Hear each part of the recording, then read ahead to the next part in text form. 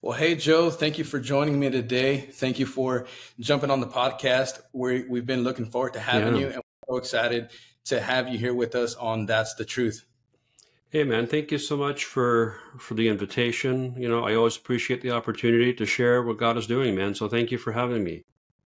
Yeah, like I said, we've been so excited. And I must say that whenever you accepted the invitation, I was ecstatic. I was very, very excited. And I'm excited for all of them. I'm excited to talk to people, first of all, about Jesus. And especially when someone else is doing an amazing work in the kingdom and to build a kingdom and do it so gracefully, the way that you've done it as well. I get very excited about it.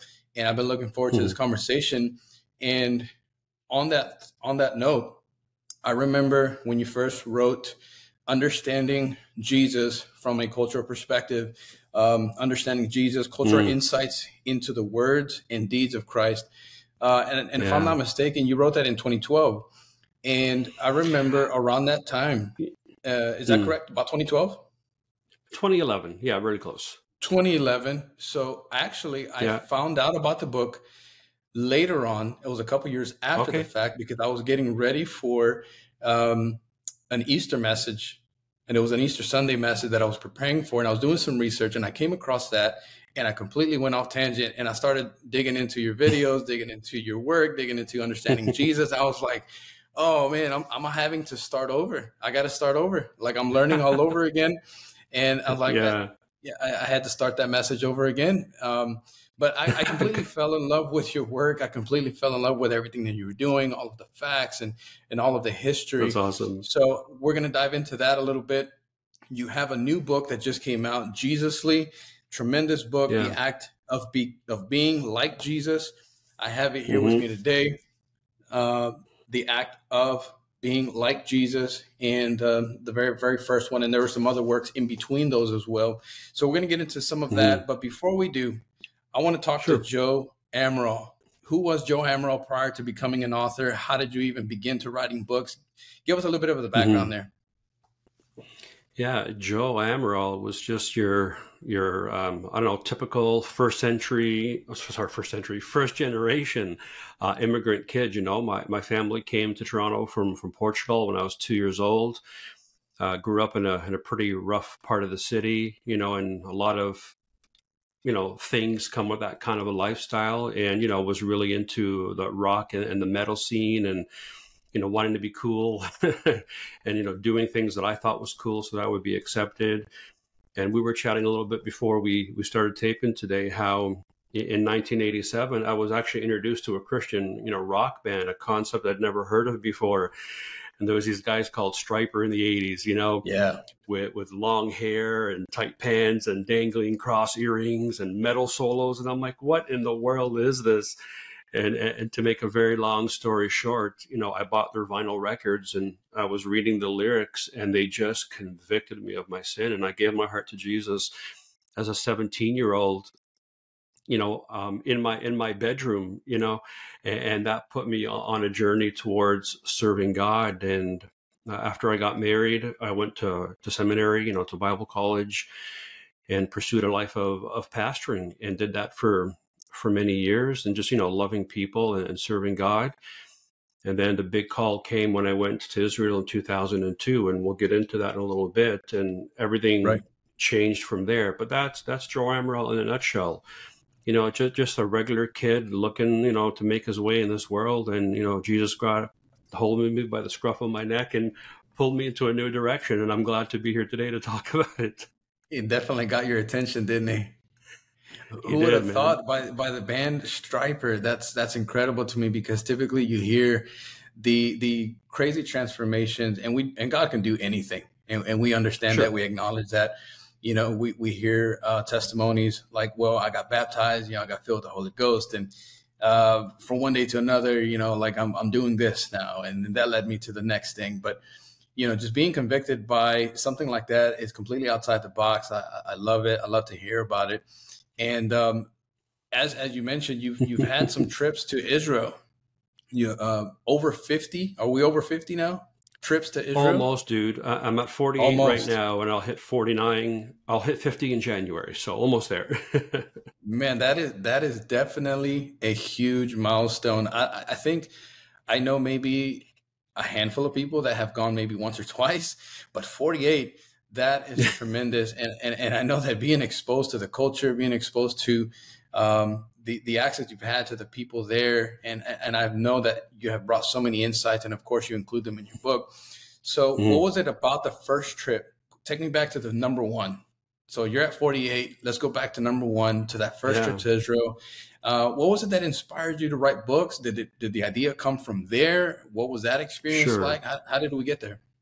Sure. Well, in 2002, I had just, stepped down from the church where I was pastoring. No reason, nothing happened, nothing bad, nothing. Just, hey, I just felt Right. like it was time to go, and didn't know what to do next. And I had kind of an acquaintance who kept bugging me, saying, "Hey, you need to go to Israel. Like, you should go to Israel."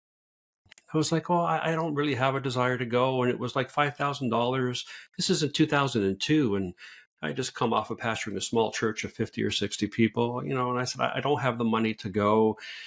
There was something called the Intifada, which was the Palestinian uprising. There was 4 or 5 suicide bombings a week in Jerusalem. I mean, Wow. there was just no way I wanted to go Right. there. And this person kept on insisting, saying, "I really think you need to go." And I said, "Well, I can't afford to go." And they said, "Well, we'll cover everything if you'll go." And I was like, "Oh, wow." 2 weeks later, without exaggeration, 2 weeks later, I'm on an airplane flying to Tel Aviv for the first time, not knowing what in the world I'm going to run into, not knowing what to expect. And it sounds so like dumb now, 21 years later. When I got there, I remember going, wow, there's a lot of Jewish people here. Like this is, you know, wow, they live here. Yeah. And after Yeah. spending a few days there, you're like, Jesus lived here, like with people Yeah. like this, who spoke like this, who acted like this, who ate like this, who worshiped like this. And after about 2 weeks of being in the country, and even finding out that, his name wasn't Jesus 2,000 years ago, it was a Hebrew name, Yeshua. And I said, what? I don't even know his name. I don't know him. Like, I know Jesus as my Lord and Savior, but I don't know Yeshua the Messiah. Oh, my Lord, I've spent years in Wow. seminary and pastoring. And what have I been telling these people? And just this desire and conviction to want to get it right. Like, who is the Jesus of history? Like, who was he? Not who was Hollywood made him out to be, or westernized, culture, but who Yeah. was he when he lived here in this country, right here in Jerusalem?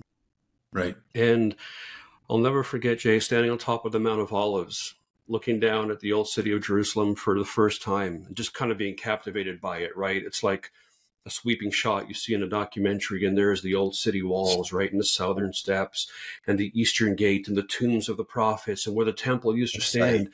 And it hits me, and it's like, Jesus was Jewish.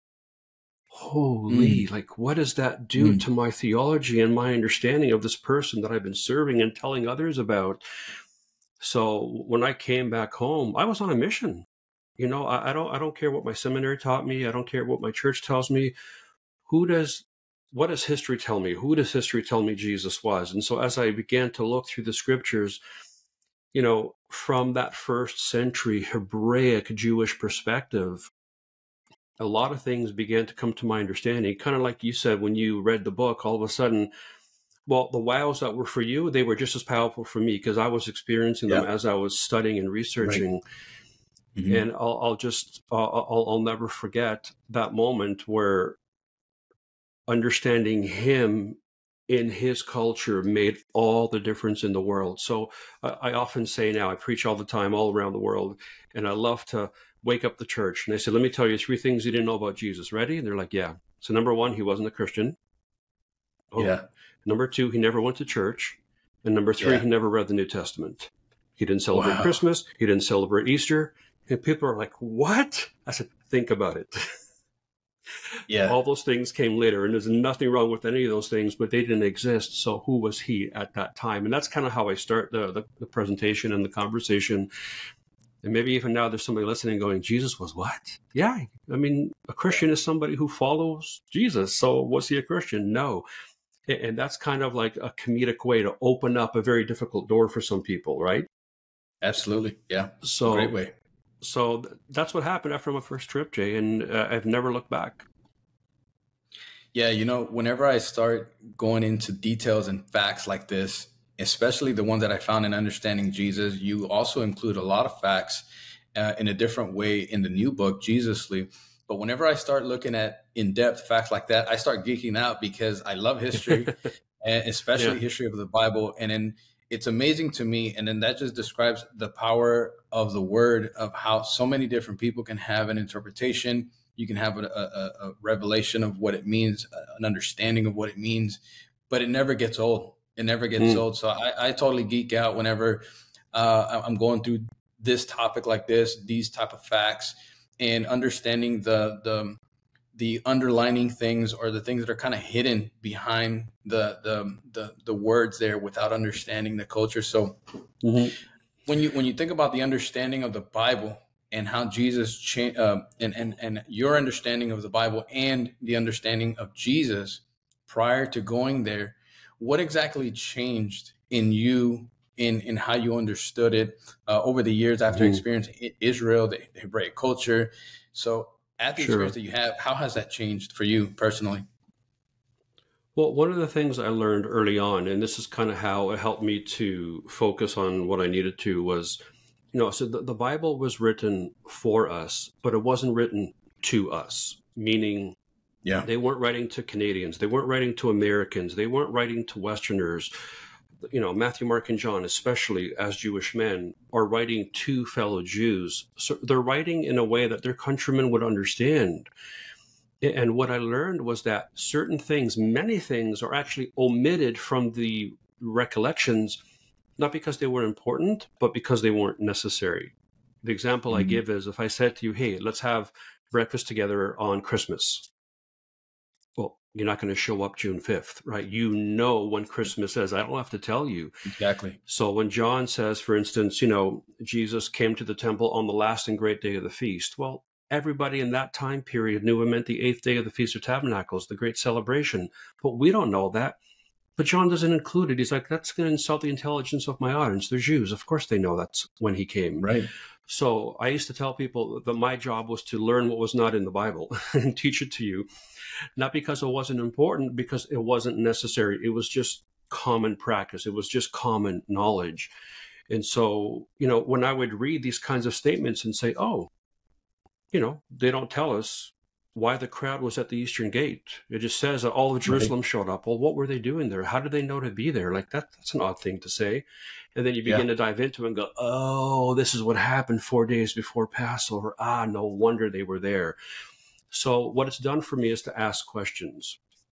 Why does Jesus stoop twice to write in the ground? Why does he say he took him to Caesarea Philippi? Why not just say he went to the north?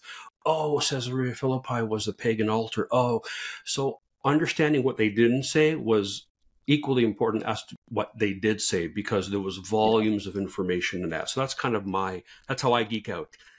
Why did they say that? Why don't they say that? And that's where I kind of dig in. Yeah, absolutely. So I want to get into the context and culture a little bit. You kind of started touching that line a little bit. So what exactly, or what has stood out to you the most in how cultural context impacts our understanding of people and of the Bible, and how does that come into play? I mean, this huge, we can misinterpret or misunderstand somebody if we don't know their culture. I mean, I think you're younger than I am, and back maybe 20 something years ago, there was a movie called My Big Fat Greek Wedding. I'm sure you've heard of it, right? Yeah. And it's this crazy movie of the Greeks and the white Americans and how their cultures kind of clash when they come together, and they misunderstood them. They thought they were loud and obnoxious. They thought they were rude because they were quiet, but it's just who you are as people. I don't know what your background is. Mine is Portuguese. What's your background, James? Yeah, I'm Hispanic. My parents are from Mexico. I was born and raised here. Okay, so I'm born in Portugal, but raised here. So I would think there'd be some similarities in our culture. Like there's a lot of like familiar things. Everybody gets together, lots of food, it's loud and stuff. And if you, and my wife came from a very quiet, reserved family, who ate with forks and knives and put napkins on their laps. And I was like, is somebody pranking me right now? Who actually eats like this? So if you don't understand the culture, you can misunderstand their intentions and why they say things certain ways. And, I was always taught in seminary to go back to the Greek, go back to the Hebrew, the meaning of the words. But I think you have to go even beyond that. And the example I give is, if I said to somebody, I was really in a pickle the other day, Yeah. most people would understand that I was in a tough spot or in a predicament. But in 1,000 years from now, if somebody gets this podcast, Jay, and they say, oh, Joe said he was in a pickle, and a pickle is a 21st century word. It's a cucumber that's gone through a process. And so Joe Emerald somehow went inside of a pickle. Well, knowing the original word isn't enough. It's understanding how it was used in that culture, in that context. Right. And so even that, understanding the culture, the way words were used and what they meant, that's played a big part of my understanding or my re-understanding of many of the stories and events of the life of Jesus. Yeah, absolutely. Do you feel that the lack of knowing the context of the culture, the lack of knowledge, or maybe just we haven't been exposed enough to it, do you think that has led us to maybe misinterpret the Bible in some cases? Yeah, I mean, innocently, absolutely. Ignorance in a kind way. I'm not being mean because Yeah, we have absolutely. misunderstood. Yeah, we have misunderstood things, and if we misunderstand them at their base, the longer we believe that thing, the more off we become. It's like when you launch a Yeah. rocket and you're aiming at one thing. If you're off even just a little bit of takeoff, the further in time you go, the further you're going to miss the mark of where you were supposed to go. So I think a lot of interactions we see with Jesus and women in the Bible, Jesus and the Pharisees in the Bible, a lot of those parables, we misunderstand them. And because we don't know what they actually meant 2,000 years ago to a Jewish audience, we're like, oh, this kind of fits the narrative that I know about. I grew up in this environment, so that must be applicable to me. And so although we can surely, add on personal meaning, we can't do that at the cost of the original meaning. So when we Right. replace the original meaning with our culture, that's where we kind of go off. But if we say, oh, this is what Jesus meant, this is what he was saying to that specific person or that group of people, oh, Yeah. wow, that also applies to me too. And then we add on to that, that's where there's safety.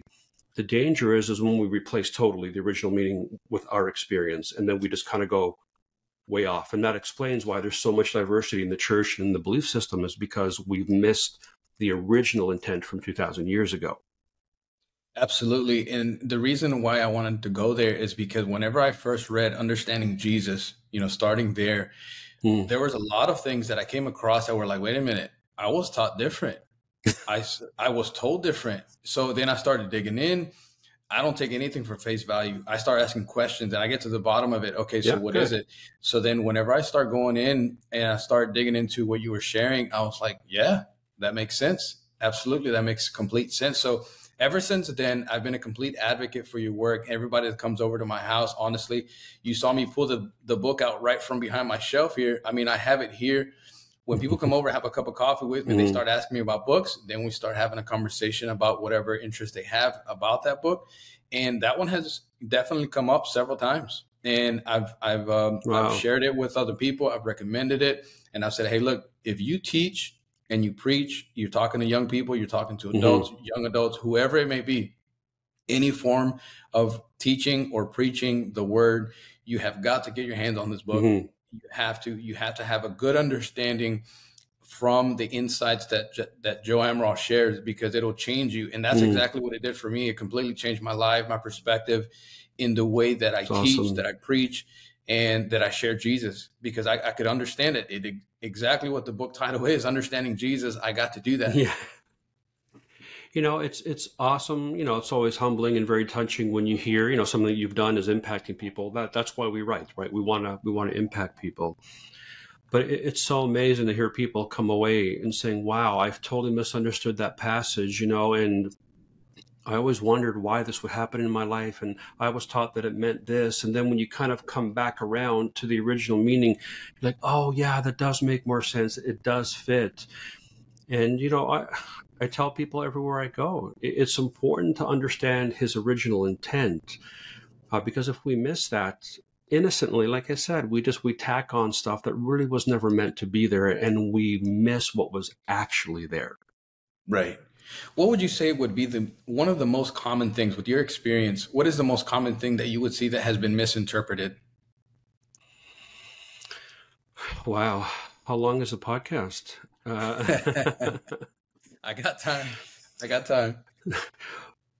I mean, of course, there's so many things, Right. just culturally and, in regards to the feasts and the holy days and all those things. But something that I can share personally that really impacted me was just about 14 years ago. My father died. He had a stage 4 brain tumor, and it was just, Sorry. Incurable. And it was just an awful experience to watch this healthy, vibrant, faith-filled man of God just deteriorate and then die right before my eyes. And I remember that just really deflating my faith and taking it out of me. And anyone who's lost anybody, who suffered loss, I'm sure that they could relate to the disappointment that you feel in that moment. And it was so bad, Jay, I couldn't go to church for about 6 months.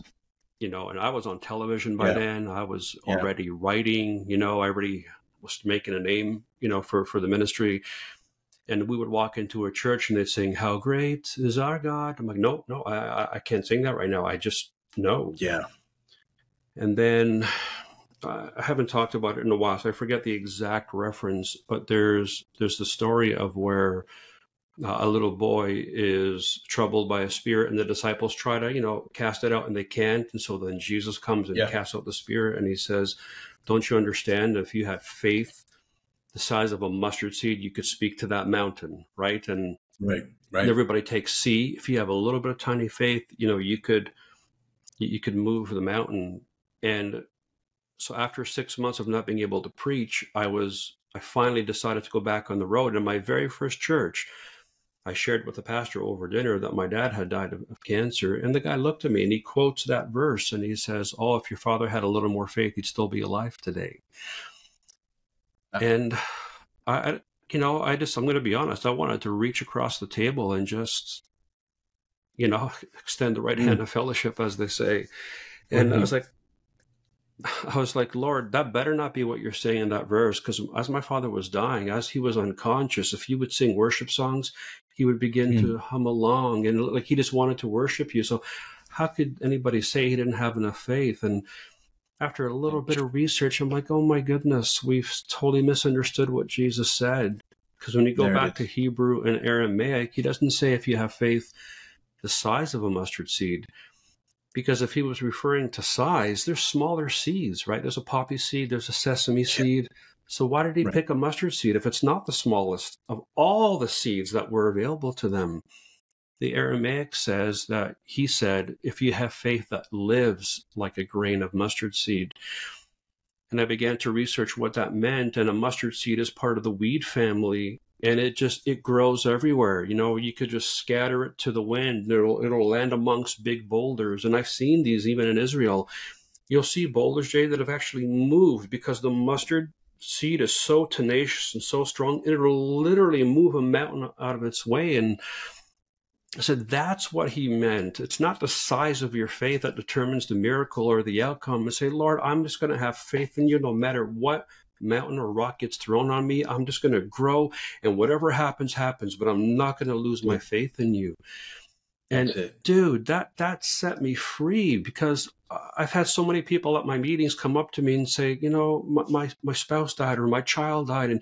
And people told me it was because I didn't have enough faith. And so I broke the cycle around them and allowed the enemy to come in. And I'm like, and then they've been carrying the guilt or the burden of that loved one being gone. And they said, hearing this has set me free today.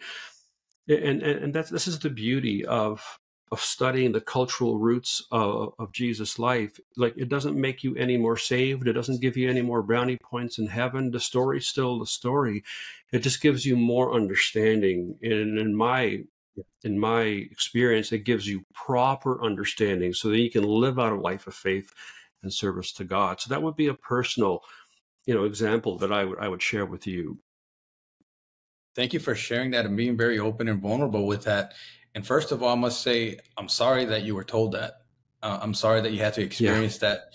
And I have a feeling that you're probably not the only one that has ever gone through an experience like No. that. And that just proves the point of how important it is to really understand the word, to interpret the word the way that it should be, and with as much knowledge as we can and as much background and history as we possibly can. So thank you for sharing that. And one of the things that you've Yeah. mentioned in your podcast before, because you do have a phenomenal podcast, you start talking about the book, and you start sharing about your experiences in Israel, and you share so many great insights, some that are included in the book, Mm. some that are not. But to be able to hear Hmm. you describe that, you do that so gracefully, and I love it. And one Thank of you, the things man. that you mentioned, and I believe it was a conversation that you had with your wife Karen, if I'm not mistaken, and Hmm. this was the Yeah. comparison of a Hollywood Jesus versus Mm. the Jesus behind a clear cultural lens. Can we talk about that? Yeah. Every time you see a movie, I mean, there's been a couple recently, and the new series. Oh my goodness, what's the new faith series about the life of Jesus? Chosen, The Chosen. I Chosen, mean, they chosen. really get a lot of things right. I mean, they've done a phenomenal job of looking at culture, and they actually got a guy who's Middle Eastern to play Jesus. Thank God. Uh, but you watch Jesus of Nazareth, King of Kings, all these great epic sort of stories of Jesus. It's always the same. He's always got a British accent, blonde hair, and blue eyes. And I'm like, I've not met a Jewish person who looks or talks like that in Israel. What are you talking about? Right, right. And you know, I mean, Jesus of Nazareth, Robert Powell, who played the role. I mean, growing up in my household, we had a big poster of his face on our wall, and every time I would pray, that's the face I would see, and I would hear this beautiful King James type of voice coming out of his mouth with that lovely British accent. And that's how I saw him. And then you get to Israel, and everybody is, hey, hey, and they're speaking all this. They're totally different, and Wow. Jesus is always very polite and proper in the movies. And you go to the Middle East, you're like, not so much. They're a very straightforward kind of people, very pushy, but just very much who they are. And this is who he is. So seeing the Hollywood version of Jesus versus the historical version of Jesus, even like I said, his name, Jesus, in my research, I discovered that the letter J is just over 500 years old. So before that, it was always the Y sound, So Mm. Joseph would have been Yosef, right? I mean, Yeah. Javier, I mean, all the J sounds would have been that Y sound. So up until 500 years ago, everybody called him Yeshua. But then in the last 500 years, we've made the switch. And again, it's been slow, but we've been drifting away from who he was, who he historically was. And over time, his teaching, we got a little bit further away from that. And, it's where we are today. So I'm thankful that I get to play a very small role in trying to help people come back to that biblical, historical, cultural Jesus. Yeah, and that's great, and I love how you break that down, because it's very easy to understand, and you put a very practical comparison versus what's actually true, and that's something that people can relate. And it's like, okay, well, this is where I get it wrong, and this is what it actually is, and then that alone just simply opens up your eyes to really asking more questions and to being receptive Mm-hmm. of what's to come. So I want to talk about Jesus Lee, the new book. Mm. Phenomenal book. I read it, and I just Thank you, couldn't man. stop highlighting. I couldn't stop highlighting, and it's Ah, very easy to read because it's very yeah, conversational, very and I think you much. did that That's intentional. intentionally, Yeah, right? totally. So It's Joe and Jay sitting at a table having a coffee together. I'm like, dude, check out what I learned. And that's kind of the yeah, tone of the writing. It's not very professional, but I don't care. I want you to get it. I'm not here to impress you. I'm here to inform you. So I'm glad you picked up on that, because that was very much on purpose. yeah, absolutely, and you could just easily share it with anyone, and it's very easy to read. So whoever is listening, our audience, I want them to go out and get a copy first of all, and they can go out and experience all of your works. They can pick up Understanding Jesus. I would say start there, but definitely work your way into Jesus Lee, and then we're going to Mm. talk about some of those other book options that you've written. So about Jesus Lee, the new book, and your writing style is is something that I can relate to, because even though I Good. haven't written a book, I do like writing.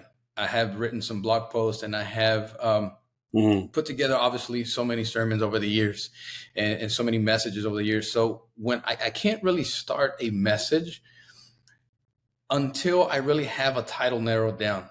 Most of the time, I start there and I work my way down, interesting. even though I know where I want to go, even though where I feel the Hmm. Spirit is leading me. I start with the title.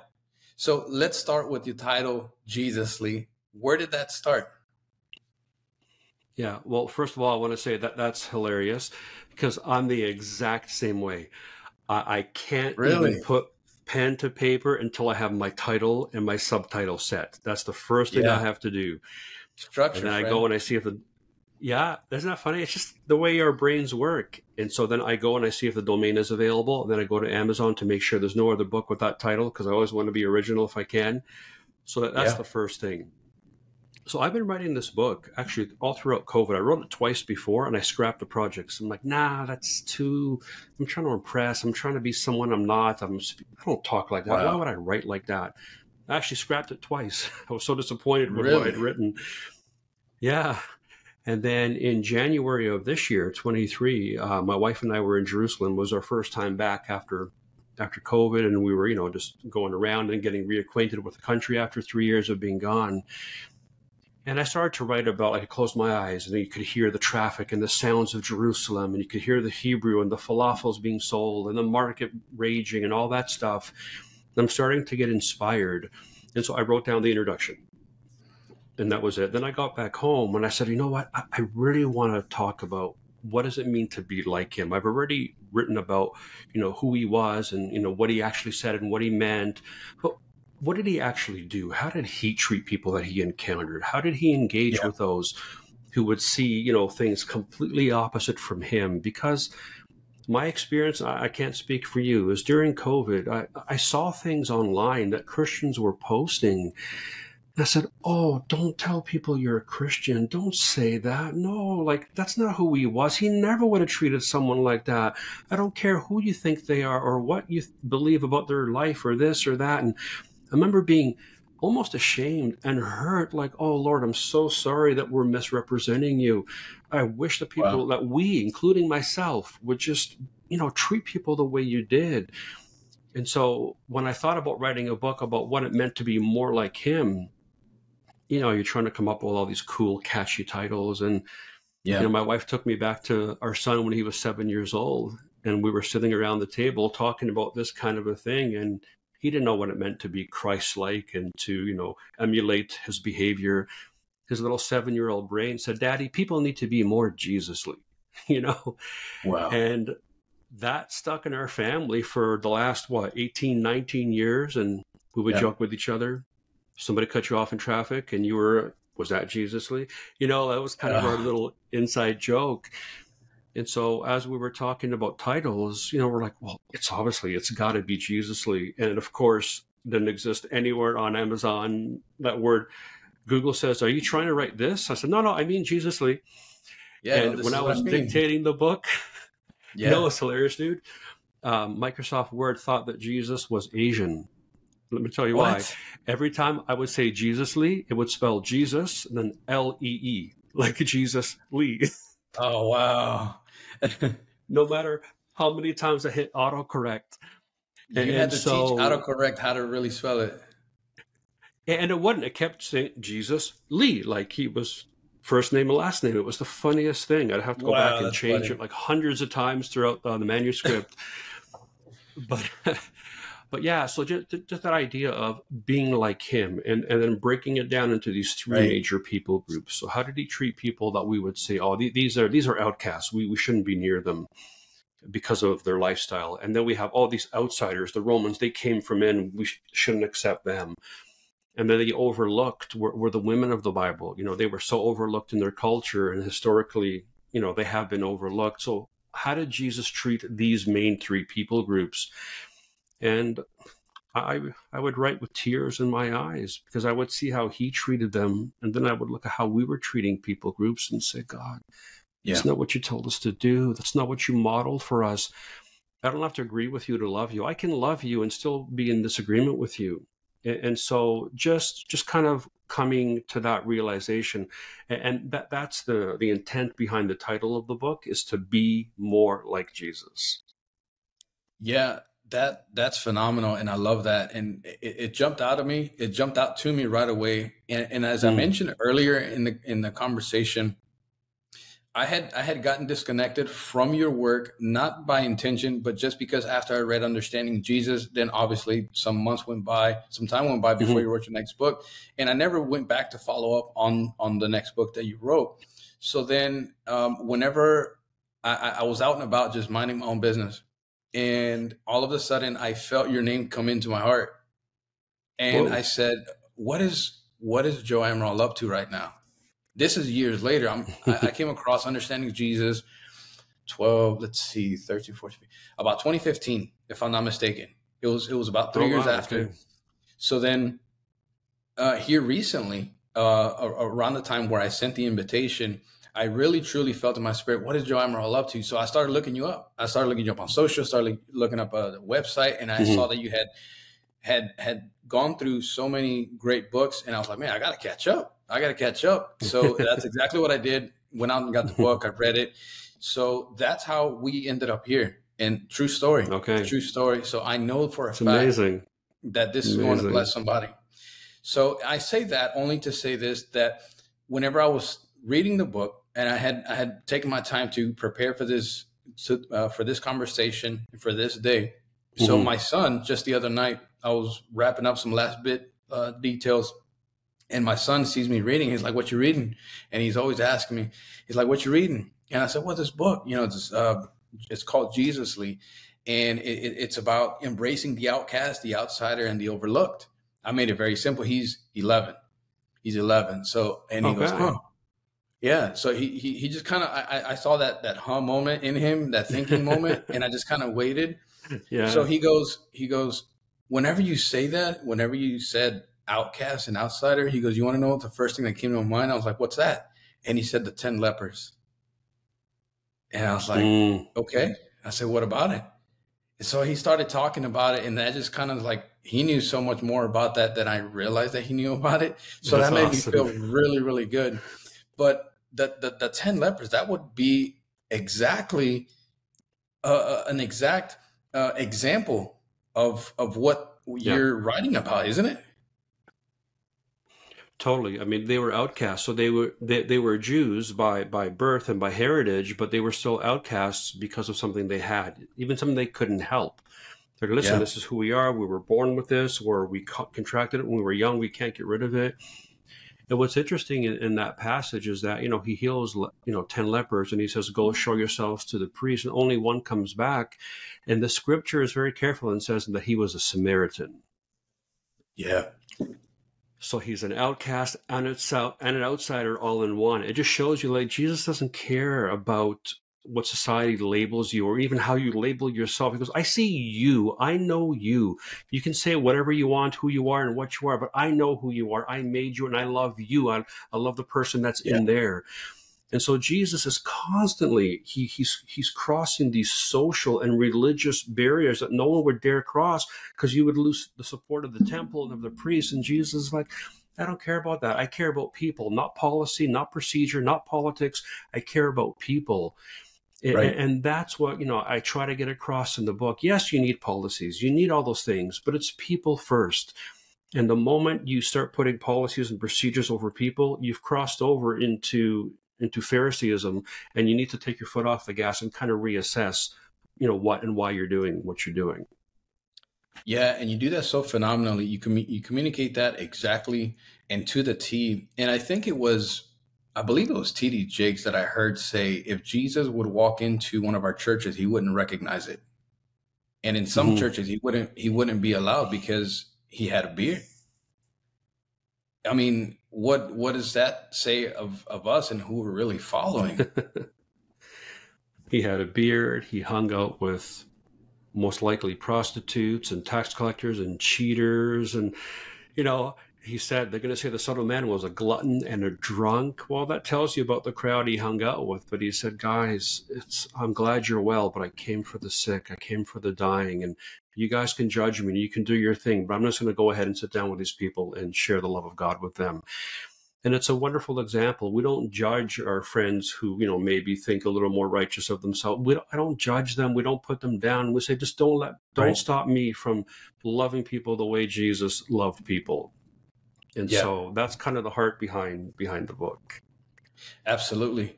And in some cases, I mean, Jesus didn't know anything about men's ministry or men's department, the women's ministry, the young adults group. He didn't know anything about any of that. So that's really what the reference stands next to. So, and that's absolutely true. So when you put the first book, Understanding Jesus, next to Jesusly, the newest one, what changed? Because you mentioned something about that in the new one, that there is some differences, even though it's very factual. It's filled and riddled with so much history and so many facts.